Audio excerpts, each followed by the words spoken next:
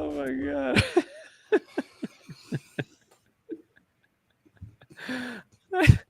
I said I was going to come on air like this too. Just a hat talking into a microphone. Oh no, I lost an earbud. I like yours too though. Tissue on the head. Oh, we're getting weird today, folks. It's 12 days from NBA opening night. Welcome to Bru's Big Boulevard. We're hanging in there. We're hanging in there. We'll be fine. Don't worry about us. Everything's going to be fine. Did I convince us? I'm convinced, Dan. Good. Welcome to the show, everyone. It's Fantasy NBA Today. It's Thursday, October the 12th. We are actually 12 days from the start of the NBA season, which is rad. We're deep in fantasy draft season. And I am Dan Besbris, and he is the founder of Sports Ethos, the artist formerly known as HB, the great Aaron Bruski. That was a hoop ball reference. Are we still allowed to say it, or has that name been fired into the sun permanently? Or can we call it poop ball like we did on that one show that nobody noticed? Does anyone that one show that nobody saw? Yeah, actually, we did it in the vault. Yeah, we can still do that. I think. Okay. Just don't quote me on that. Yeah, we won't put that. I'd hate to see people showing up. Do you remember? I mean, I know the answer to this question is yes, that you do remember this, but do fans remember the show when Brew, you used to have a big whiteboard in the background of some of the shows that we did, our YouTube videos, and you'd write sort of like coded messages, and there was one where you wrote poop ball on the board behind you? I don't even remember that, Dan. Honest, I don't remember that at all. My ass. No, I really don't. I really remember. Don't? I remember when Vince Miracle was doing a show once, and I just kept running by the show as fast as I could. I think that was with me, wasn't it?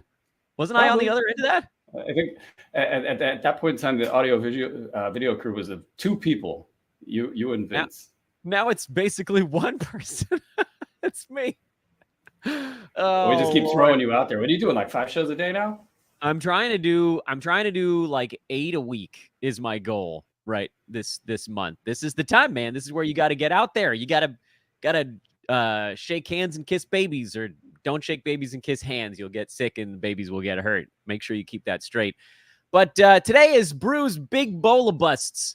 That's the name of the show. I went alliterative on today's program. You can find us both on social media at Dan Baspers, at Aaron Bruski, and you can find sportsethos.com is the URL, or at Ethos Fantasy BK over on the socials as well.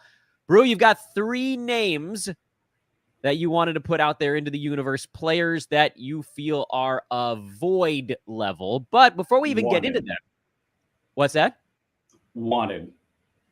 Yeah, wanted. In quotation marks. Yeah, you guys got to know Dan's definitely forcing my hand here.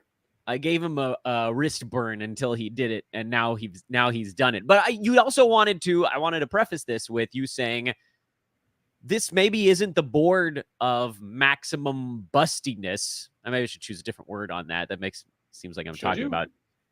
Maybe I should stick with that. Actually, the bustiest of the busty boards. You felt like this one was more small to medium size bust plays. Does that? Let's just take that to be we're doing this logic equation here. Let's take that to be truth. Does that make it easier or harder to draft in fantasy? Because I could see that from both sides. A lot of references there, Dan. A lot of references. I think the board is, there's not as many just like, holy crap, what are you guys thinking kind of picks. I mean, there are, don't get me wrong. Like in a draft, probably 3-4 picks per round. It's like, what are you thinking? Which is fine. I mean, to each their own. But this year, there's not the glaring busts. I mean, there's a handful. But I just feel like there's no news there. It's not like surprising. Even the names we'll talk about today are just not that surprising. But that's not to say that this draft is fully public. I don't think that's the case at all. I think that as far as who we're targeting within the B150, we're getting who we want, where we want, and feeling really good about the profile of the player. I think I mentioned this in a couple shows ago. It's like young, durable, hitting their peak, that kind of player. We're getting that all over the place. And so I think maybe it's the case that the misses that are out there are not missing by a ton, or they're not just of the egregious nature, and we're just able to see people kind of go a round or two too early and still capitalize. This is kind of my early read on it. But we'll see. 12 days out is actually a really interesting time for the draft season, because it feels like everything has, the kind of the old news and all of the run up to the season, all that stuff kind of pivots at this point in time, because you get preseason action, teams start to tip their hands with stuff, and this is a scramble. These next 12 days are the scramble before most drafts occur in draft weekend, and this is where you see all the movement. There'll be movement within the B150. There'll be movement, all over the place in the market. And I mean, there's actually already some stuff going on. You got the Miles Bridges stuff going on. You got, some kind of trendy players getting some playing time. So it's a real good time to be on top of things. I'll put it that way. So from a difficulty standpoint, what I was sort of like nuzzling up against there in the first part of the question was, I could see where having a board that's maybe more smaller misses is perhaps easier for newer players, because maybe they're not as likely to tank their team with a couple of bad picks. But could it also be be easier for a more experienced player because you know who to avoid? Or is it maybe it's a floor ceiling? Maybe that's the way I wanted to phrase the question. Does this raise the floor of newer players in fantasy having a board that's constructed the way that we're sort of suggesting it might be? Yeah. Actually, I think you kind of nailed it with that. And it also, I got there. So. Yeah, but it's first of all, I mean, the last, I don't know, 7, 8, 9, 10, and so on rounds of picks is kind of call your shot territory right now for the B150. So really it's about team construction at that point. Are you, what happened in the early rounds, and then how are you going to kind of stop wasting value? We got guys, I got one guy who's ranked, in the mid 60s that basically, what's up, Joe? Basically, can get him whenever I want, and that's an interesting thing to just have in your back pocket, and then you've got, just all these different constructions. So the back end of the B150 is just kind of on autopilot right now. But as far as young drafters or just the difficulty of this draft, I don't know. Like on one hand, everything seems very predictable right now, and that helps a lot for an experienced player to get in there and pillage. So I do think the floor for a young player, a beginner and intermediate player, is nicer if everything stacks up nice and neatly. I don't really think that's totally the case. I don't think it ever really stacks up nice and neatly, because you just never know with these things. But yeah, there's not for whatever reason, there's not the 5 rounds overdrafted guy, in the second or third round this year, which is great. I mean, that's a bummer for anybody who takes that player. Yeah, the one. Let's get into the big bowl of big busts. I forgot what order I put the B's on this thing. I feel very accomplished. The last 2 or 3 shows, I've actually thrown this garbage PowerPoint background into the mix, and I've also been told that it is now much clearer to read on the YouTube side. Wanted to mention for those that are, no matter how you're consuming this content, please take a moment to like, rate, subscribe. You guys know the drill. Everything that you do helps this kind of snowball effect. So, thumbs up on YouTube, subscribes on traditional podcast channels. We want to get things into your ears, into your eyes, into your face, even if some of it is a bit on the low tech side. Brew, let's see who the first name is on the board. I even put a fade on it. Look, here it comes. Nikola Jokic. What? Oh, you fooled those that aren't watching live. It is Julius Randle is the first one. See, I think I switched the order of the B's here on the second slide. This is actually one that I had on, I think, the show I did yesterday as someone I was personally looking at as a bust. He's going at 55. That's his Yahoo pre-rank, which in my eyes didn't make a whole lot of sense, but people don't want to hear me give my explanation again from yesterday. Why don't you feel Randle belongs at 55? I mean, he's in a perfect scenario right now with a coach that probably thinks what he's doing on the floor is good in Tom Thibodeau. I mean, this is a classic Tibbs player. I mean, Tibbs was in the Eastern Conference Final with Derrick Rose and Carlos Boozer. Those guys just had the most awful offense in the world, and he just ran it over and over again. You know, just run it again. And here he's got Julius Randle, who is the classic, can he do it? Sure. Should he do it? No. Like, it's just one of those obvious things, and it always manifests in the playoffs. And, you know, it's they're never going to learn, it feels like. And even with all of those things holding true, it's very unlikely he hits that value. You know, it's an efficiencies thing. I mean, you're looking at Tibbs minutes racking up, and whether that hurts him on an injury side or just takes away, you know, at the edges, a little bit of his effectiveness here and there. So that's the best case scenario.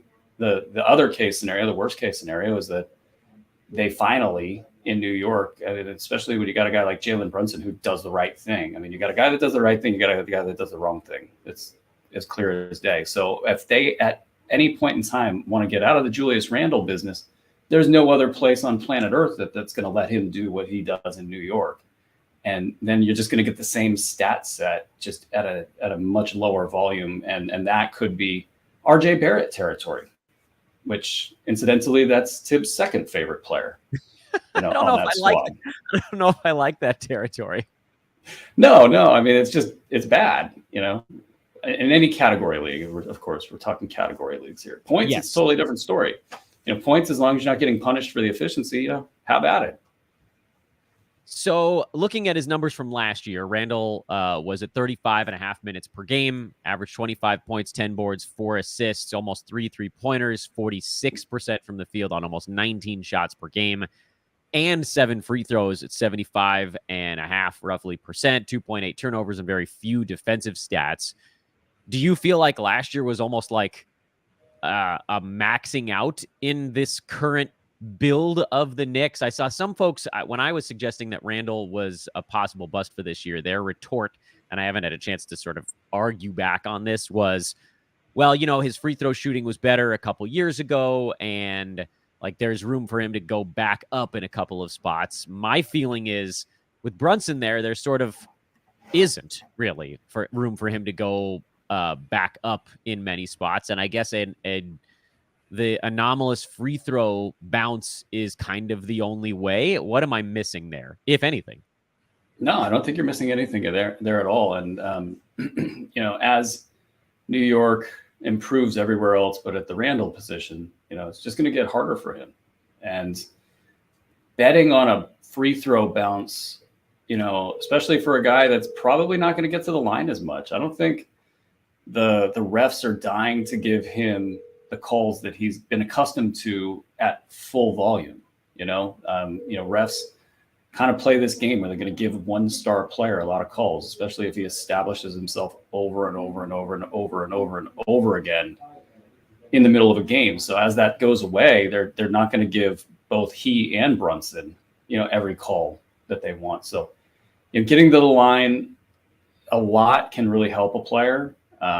So this probably isn't the scenario to bet on a bounce back at the free throw line, but just overall, they're going to improve everywhere else but at his position. And I think you can kind of sense with the talk around the league that they're willing to move on. It's just about finding the right deal. And then you got, you know, classic Knicks stuff, which, you know, doesn't bode well for anybody, you know, leadership management and all of that. But, you know, eventually I kind of think that they would make a change either this year or next. And that just makes him, you know, persona non grata inside the organization there from a basketball perspective. Are there, and this is not really the main theme of this show, because this show is guys that are going to likely underperform their ADPs, their pre-ranks in a 9-category league.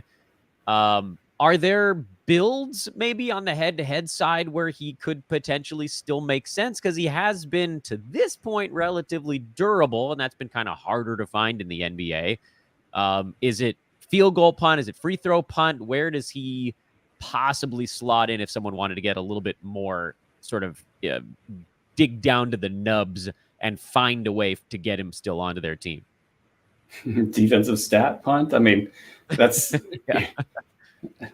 the all punting league. I don't know. Yeah, it's tough. I mean, yeah, sure. Maybe a build that takes those proficient categories, and you're probably looking in something of like a Luka ballpark, where you can, even Giannis to some degree, but then the percentage on the field goal percent side, may or may not work out. And you don't got to punt, on some strict plan, from the beginning. But when I was looking at your rank, by the way, I thought that was an 8-cat rank. That's a 9-cat rank, isn't it? So 55. On the board here right now, that's Yahoo's pre-rank, which is sort of like a pre-rank. Okay. There's their like weird aggregate catch-all number. Okay. All right. So it's in the middle. It's still hilarious and bad. But yeah, no, it's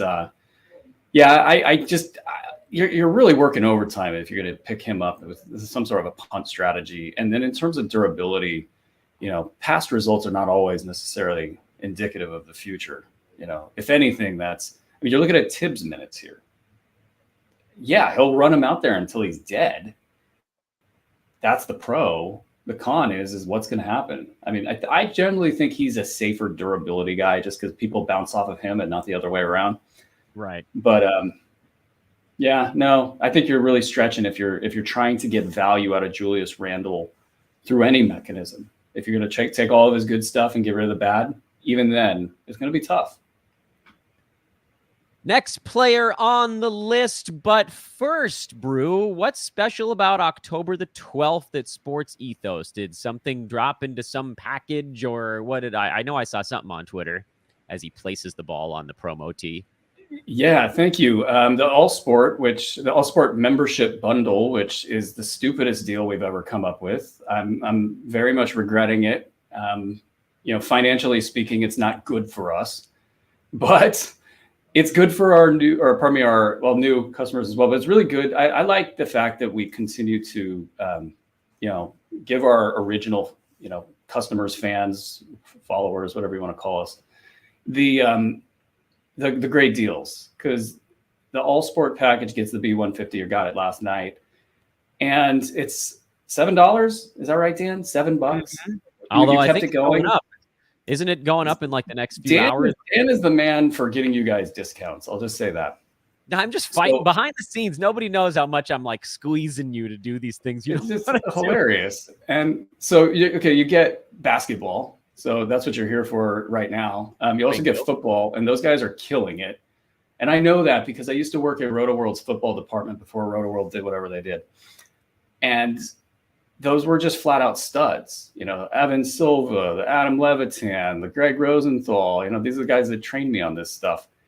And so I know great football content. Our guys are at that level. So it's great that they're here and we're doing that. And you guys are getting football, basketball. And by the way, Joe Arico just said, what's up? Those guys are killing it in baseball. They are doing so good in baseball. And you're getting that for $7.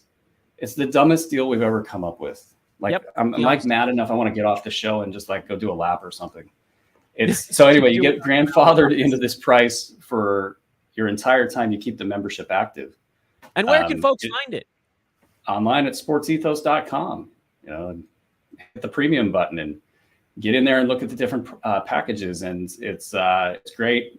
You're gonna love it. $7 for what? 8 hours? Is that what you did? I think that's what I did. Yeah, it's like 8 more That's what hours. you did to the company balance sheet, Dan? I said, this is 8 hours. Rabble. Rabble. Exactly. So, yeah, it's and so the B150 is in there. So get on there. And really that's the plan that people should be on. I mean, I like Ethos 360, but that's the plan right there. Yeah, the All Sport's the one. That's really like, I know we have a bundle called the Old School Bundle, but the All Sport is sort of like old school fantasy play. You got your season long for the 3 majors. Just win all the way around, year round. We'll probably, when we expand to like other ancillary sports, probably included in the all sport. I would think so. Yeah. You could be sitting there playing fantasy hockey. I know nothing about it, but some people There's love an old it. joke, by the way, that reminds me of an old joke, and I don't know if I can do the punchline, but these 2 guys are sitting in a sports book, and one of them head in hand on the counter, and the other one walks up and says something like, "What's going on, man? You okay?" He's like, "No, I'm having the worst day of my life. I had these great picks this morning on the NFL, and I went 0-6. So I thought I'd get back. There was a little bit of day baseball. I don't know if this actually makes sense from a calendar perspective. Don't worry about that. And I threw a few coins on that, and I went 0-2 in those. And there were some basketball games, and I missed all 3 of those. I'm 0-11 on the day. I don't know what to do with myself." And the second guy's like, "Oh, well, there's a couple hockey games coming up. What about those?" And the guy says, "What the do I know about hockey?" Anyway, let's see who's next. That's a punchline, huh? Yeah. What the bleep do I know about hockey? Because this man obviously knows nothing about anything else. He probably hits both those bets and he goes home happy. Yeah, probably. Let's see who's next. Who after Julius Randle? It fades in. It is Sir Rudy Gobert. Sir Rudy, you've been kind of down on Gobert for a little bit now. This is not the first year that he's made your list of I don't like this guy. Yeah, and then it took until last year for it to work out for me. And it did, though. I mean, I think it worked from the basketball side of it. He's sitting there getting his kudos, but the deterioration was sitting right out there for everybody to see for a couple of years now, and now it's really pronounced. So as it goes with everything in the NBA, it takes 2 to 3 years. Even the GMs are slow. I mean, you kind of notice that with their GM surveys. So yeah, he's been getting all this love for the last couple of years, and it really hasn't been deserving. And now in Minnesota, they can pin it on the bad trade and the bad combination of players, but just player ability wise, he's going to be slower than we've ever seen him. There's no upside to running pick and roll through him. It's just like this unfortunate situation where, he's not going to be as effective. I think they're going to have to cut his minutes. He's got a bad knee. So it's not looking good for him. And I guess the question will be like, do they continue to try to make this thing work, or do they try to take the things that they can do, which would be like move a Karl Anthony Towns and just try to, I mean, it's sad to say, but like reset, after they gave up the farm. Yeah. New owner syndromes. Yeah. New owner syndrome is a real thing, man. And so they're just in a bad spot. Rudy, the only way he beats this number is if Cat gets hurt and, he just sort of plods his way, through 70 games and, doesn't completely fall off the map with things like block shots. So this is where I get to push you a little bit and see what I can get out on the Rudy front. Last year he finished at number 58 in 9-cat. Blocks were down for him last year. Still managed 11.5 rebounds, still shot 66% from the field. Do you see additional erosion beyond what happened last season? Yeah, I do. And I don't have my projections in front of me, but I would imagine he's going to go down percentage-wise on the field goals significantly. It's when you can't get the easy dunks, you can see your numbers drop precipitously, because they're just not there anymore. The things that your teammates were accustomed to seeing, they don't see them anymore. So you take 100% or 95% dunk percentage or whatever the number is, and you start to take that number and drop it, right? It goes down. Now that thing that's weighting everything up to 66 and 70, with some of these guys, it goes way down. So I think that's going to happen. And then I think the blocks are going to come down, and I think the rebounds are going to come down. I mean, another aspect of the rebounding thing is Karl Anthony Towns, if he stays healthy, that's just another rebounding guy to fight for rebounds with. And so, yeah, I mean, the number of reasons to fade are many here. I don't know that I have anything to add on that front. It just, I guess my only thought is really how much worse is it? Is it really about the minutes? Like 31 minutes goes down and then everything just kind of goes down with it. Is there any more beyond that? Because like if he's on the floor, he'll get something, right? Wrong? Yeah, I think it's very much in play that he doesn't get 30 minutes. And then I think, I mean, that's in addition to everything else I just said, that's really what's, driving the fade here. I mean, you got injury risk on top of it. But there's even more to it. I think sometimes this stuff will snowball. Like once the team knows that Rudy's not the guy, once the team's fully aware, like what happens then? Does he press? Does, that create friction? Does he just resign himself, and say, all right, yeah, fine. Don't play me 30 minutes, give me 26. Let's go with small lineups. I'm a team guy. I don't want to be the $200 million or whatever he's got, albatross that's out here in addition to that bad news, trying to thump my chest and fight my way out of it, and that's what most NBA players do. But, I think like if you're looking long-term and you want to not have a terrible experience, you might just tell everybody, hey, yeah, no, I'm cool let's go with some small lineups, let's get Cat at center for 24 minutes a game, or, like put my minutes at 26, 28, and I'll just give you everything. By the way, also floating around, Nas Reed. They just paid the guy. It's almost as if they understand that a move needs to be made and they just want to be ready to make that move if they need to make that move. But yeah, Nas Reed. The good news there is he's just a 22-minute guy. Can't really handle more than that. Very problematic for Rudy Gobert, to have all that going on around him and also not be that effective. And man, big men whose athleticism starts to tilt, they fall off the map. Look at Rashawn Holmes. We predicted that. It's like we predicted the Rashawn Holmes thing all the way up the ladder. And we got to the top. There was about 2 years before that where we said, hey, he's going to be at the top soon. You should probably get off the ride. And, then the athleticism goes, and then you're a very one-dimensional player that can't really justify whether it's big minutes, usage. I mean, do you really want to run Rudy Gobert screen and roll now? Because, previously you had to do it to keep him happy. You had to do it to kind of justify the money, the contract, and throw him a bone. He's so notably well-loved in locker rooms too. Tongue in cheek. Yeah, and that whole thing. It's hard to know. I mean, you got to really be on the ground to get the details with that stuff. But there's something there. It's hard to put a finger on, and it all just bodes poorly, for his fantasy potential. Well, I have a tangential question about this big man thing you brought up before we get to your third bust in the bowl of them. How can you know when a big man's athleticism starts to erode? Do you have to see it begin to happen? Is there a schematic to this where, like, most of the time it's at X point?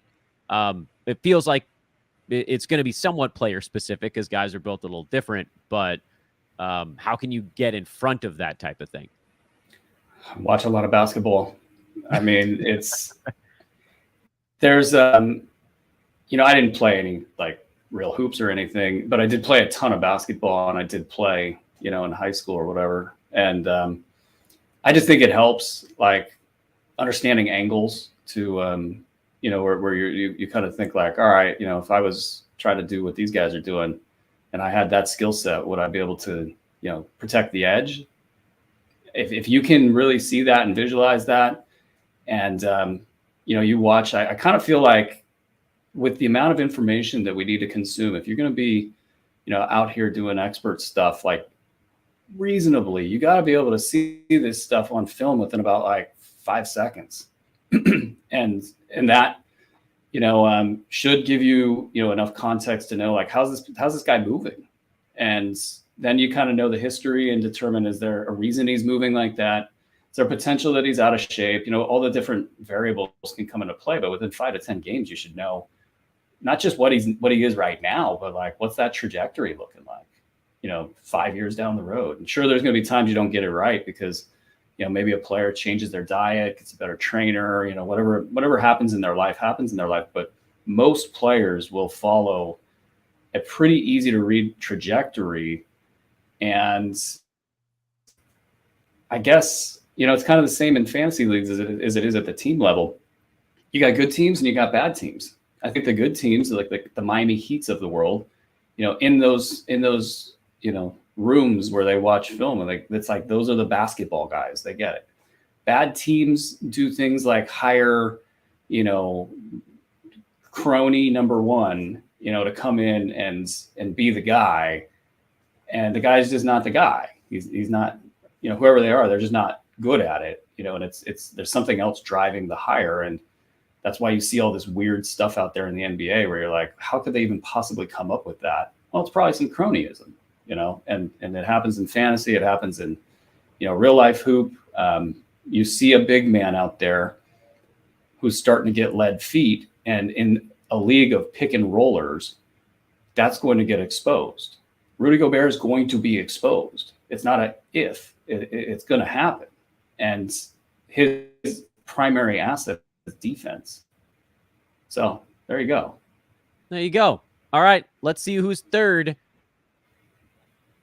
Oh. Okay. Is this just revenge for last year? Yeah, he was in my honorable mention chart this year as well for arguably the worst pick I think maybe I've ever made, or since I flipped over to the other side. You didn't take Kawhi Leonard that one year. I did not, although someone's picking on you in the chat room, and I was trying to look for the right time to bring it in because this is one of your funny ones from like 8-9 years ago. You ready for it? It's not Myers Leonard, by the way. I'm hoping it's who I think it is. You want to take one guess first? Pat Beverly. Nope. Oh, this one's stupid. Yeah, I remember those years. Remember the Kyle O'Quinn years? This was the Kyle O'Quinn. What was that? Was he with the Magic? Yeah, the Magic. And it was like across the board. Every analyst on the planet got that one dead wrong. Yeah, they were very upset about that in public, public land. They didn't understand the stat set, I don't think. But the stat set was delightful, and then he just didn't. Anyway, thought that was kind of funny. But yeah, Middleton. All right, look, I got some rage on Middleton. I didn't go into too much detail on him yesterday because he only made my honorable mention list. But you and I are both going to nail him on this show. First of all, my biggest beef with Chris Middleton isn't even with Chris himself. With him. It's the Bucks. It's not his bad.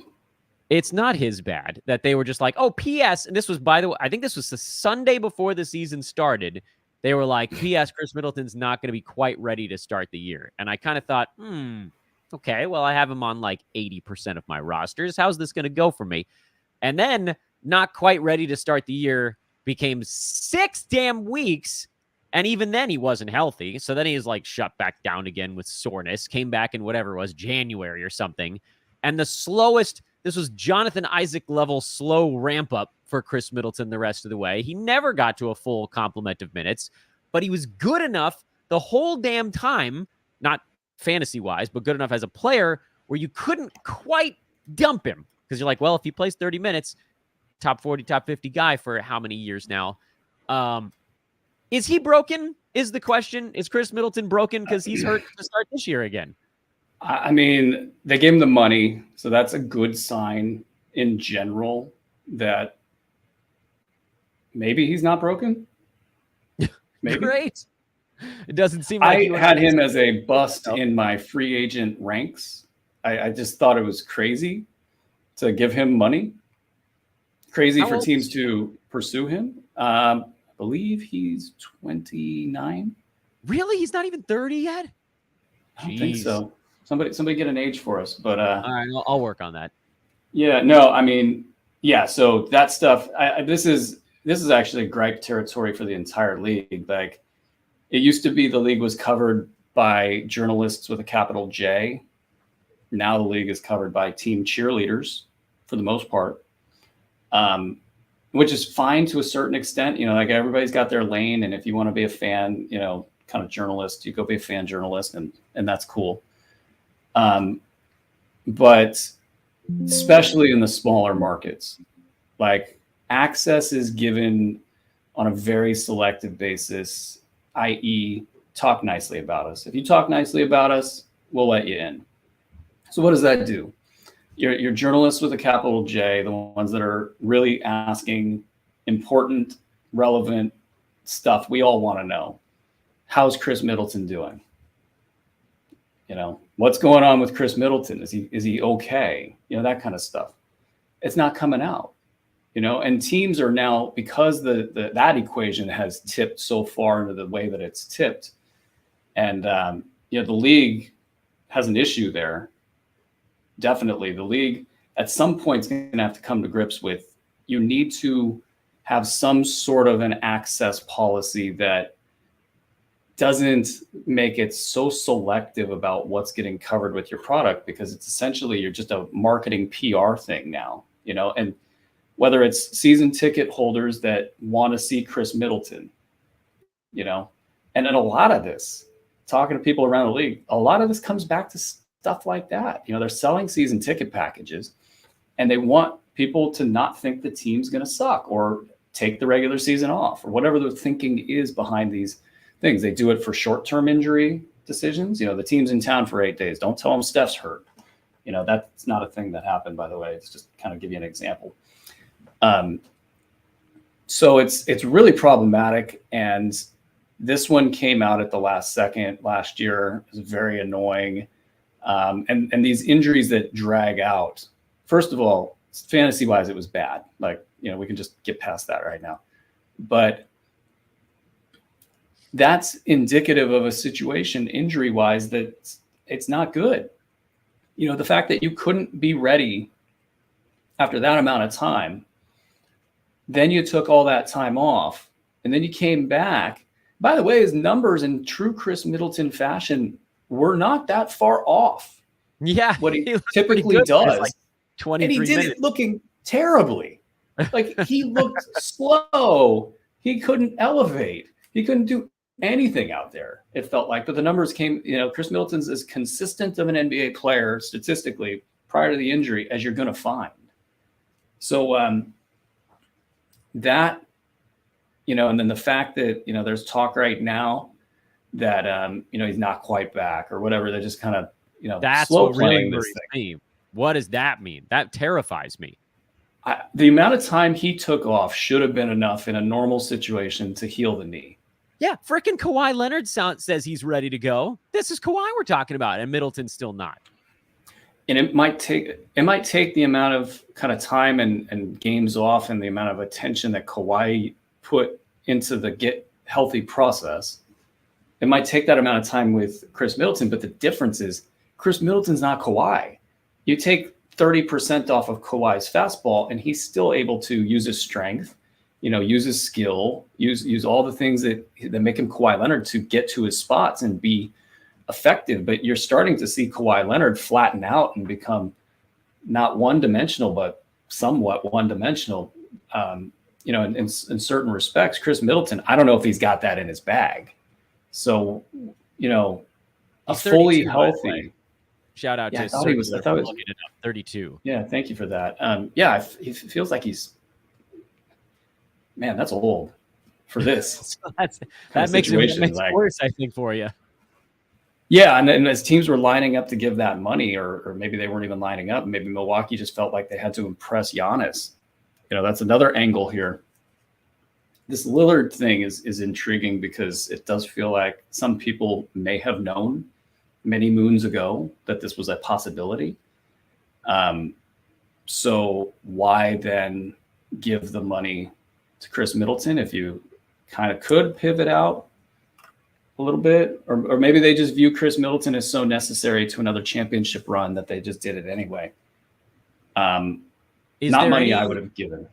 Sorry, I didn't mean to jump in on you there, but Jay in the chat room asks, and I'll sort of tweak the question just a little bit. If Middleton is a bust, but not even so much that. Like, if Middleton isn't right, is there anyone on that Milwaukee team that can fill his shoes at all? Or is that now becoming a very Dame Giannis team with, Brook Lopez will get his looks off of those guys and near the bucket and blah, blah, blah.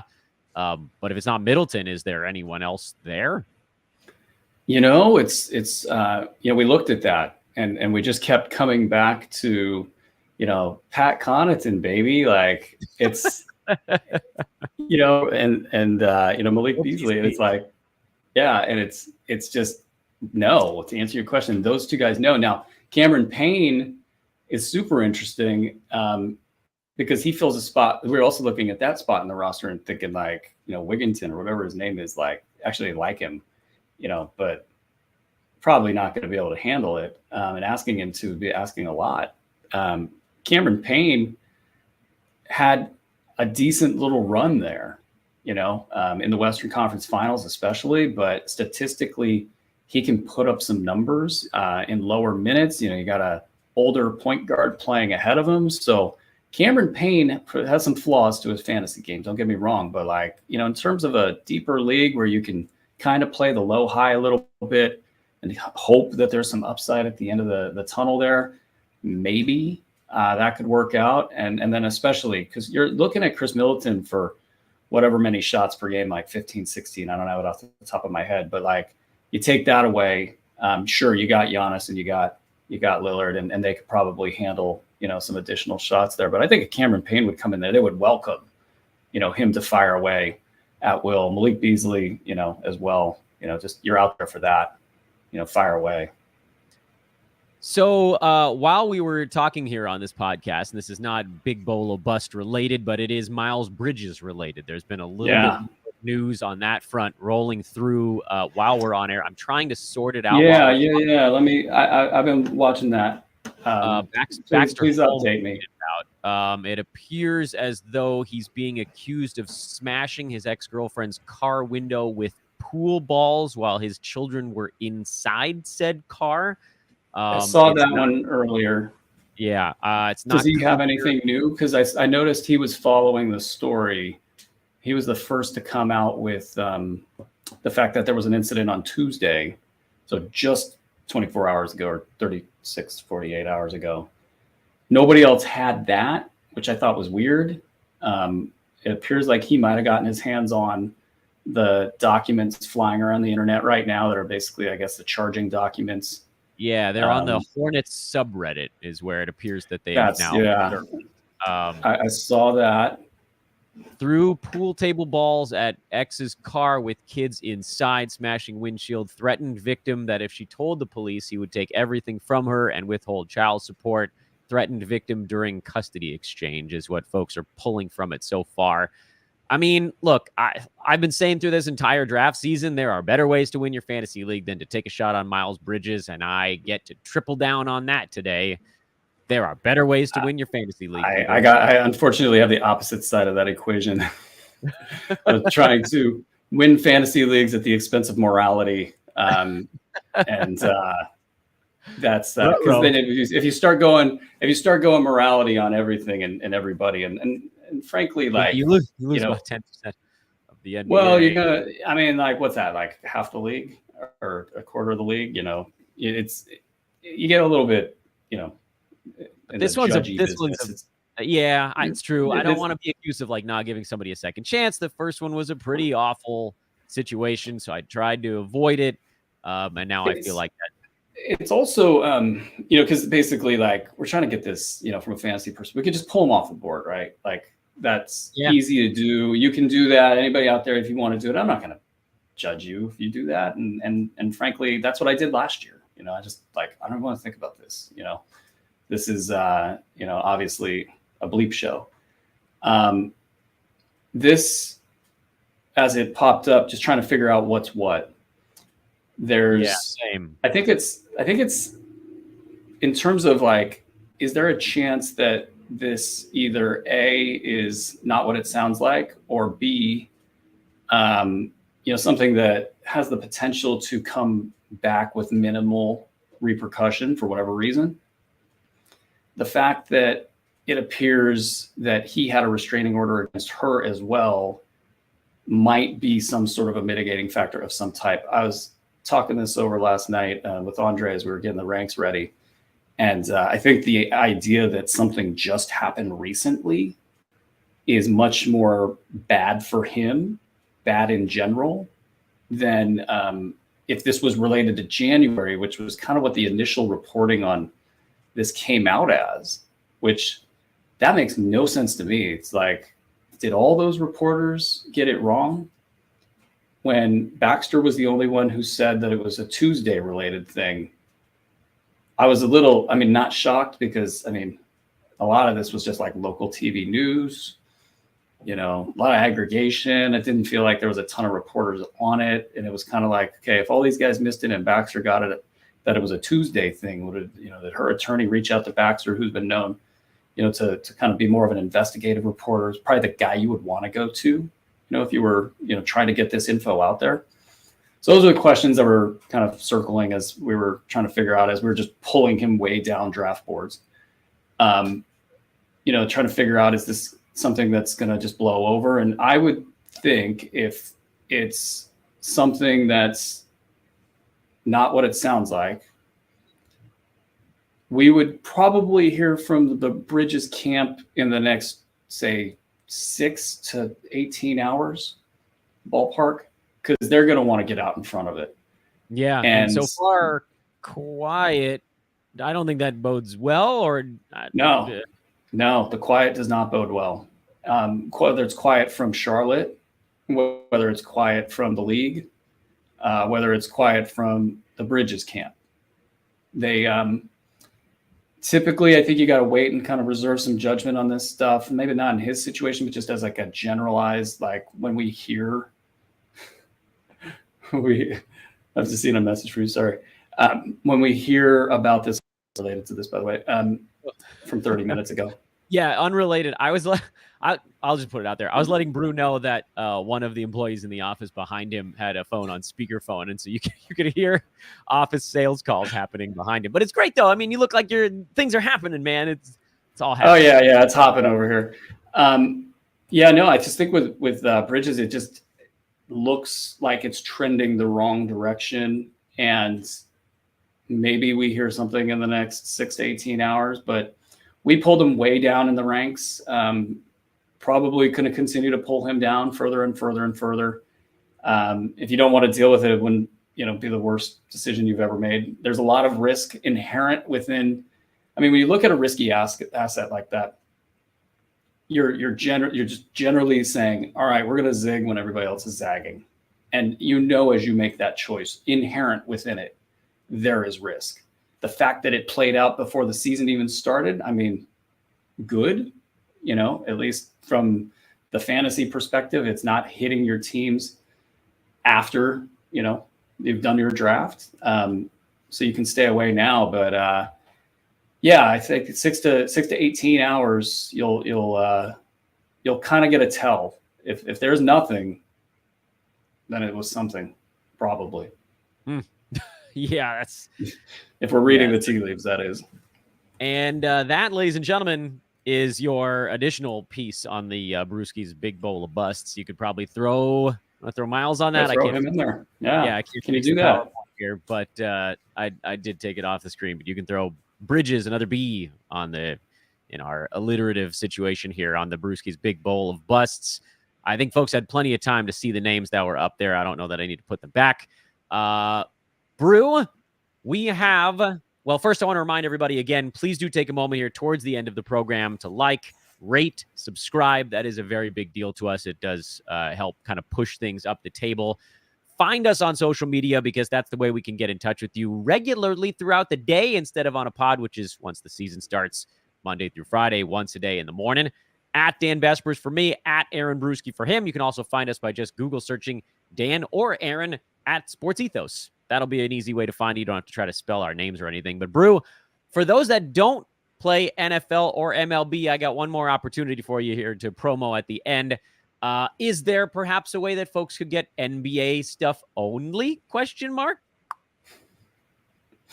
My word, Dan, that broadcasting school is really paying off. Yeah. I heard that. Please, by the way, I want us at some point to do a major league broadcast booth bit. I don't know what. Not today. We'll set it up. Can we just go broadcast a game? Like, can we just go to Sacramento River Cats and you just pull some strings and me and you just broadcast? Probably. Nobody will notice. I'm very good friends with their broadcaster, Zach. I don't know if he'll throw us on air, but we could just yell things in the background. I was going to say, if we give us our fake booth. NBA Fantasy Pass is, I think, what you're referring to, Dan. And folks can get that as well, $6 a month. The B150 drops into it Friday night, I believe. Is it Friday night? Yeah, I'm losing track of my days here. And the one thing that, Dan, you're not talking about enough, if I may critique here, is it Draft Andre? Tracker. It's Draft Tracker, and it's the projections that are going into the in-season product. It's the Draft Tracker is the most amazing tool that I've ever used. I've used a bunch. This thing, I'm running like 20 leagues right now, easily. I've got major thoracic outlet syndrome damage to my hands that I can barely type and all that good stuff. It is so simple to use, and it's taking the B150 projections and the B150 ranks, and it's distilling it into this amazing tool that I can't say enough about. So anybody who's got access to the B150 ranks has access to that tool right now. Access to the B150 ranks for a couple of days here. You can go get the demo tool as long as you're an NBA Fantasy Pass holder. So that's either the NBA Fantasy Pass or the All Sport membership. Both will get you the demo tool. It'll just have consensus industry stats. They're not, they're okay. But, you will be able to practice using the tool. It still works to see kind of how things are going for your squads.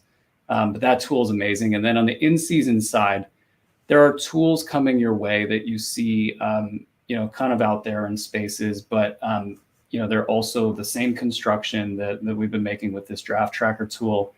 And then the B150 stats and projections, the theories behind them, all of the heavy lifting. This is all going to be done by me and Andre this season. And especially Andre. Andre, for those of you who don't know, is an amazing basketball mind, also a wizard with data. These two things make him a very dangerous analyst. Just an amazing dude. An amazing dude. But in terms of what you get on the in-season side of things, there's nothing out there that will be as competitive. If you're playing DFS and you're going, and there are a couple studly sites out there, like Establish the Run's one of them. Those guys are amazing what they do. These are as good, if not better, as those stats that you guys can be using for your DFS projections. You'll be using them for your over-under betting stuff. Just know it's there. You guys, it's going to be an amazing run, whether you're playing season-long fantasy, DFS, or gaming. And that's all part of your membership. So just keep an eye out for that as we get going here on the in-season side of things. He is the mighty Aaron Bruski. I am Dan Baspers. Thanks, as always, for hanging out with us here and entertaining a spoonful from Bruski's Big Bowl o' Busts. At Dan Baspers, at Aaron Bruski on social. Have a delightful rest of your whatever the hell day it is. It's Thursday, by the way. I know that. I know what it is. And we'll talk to you guys again soon. So long for now.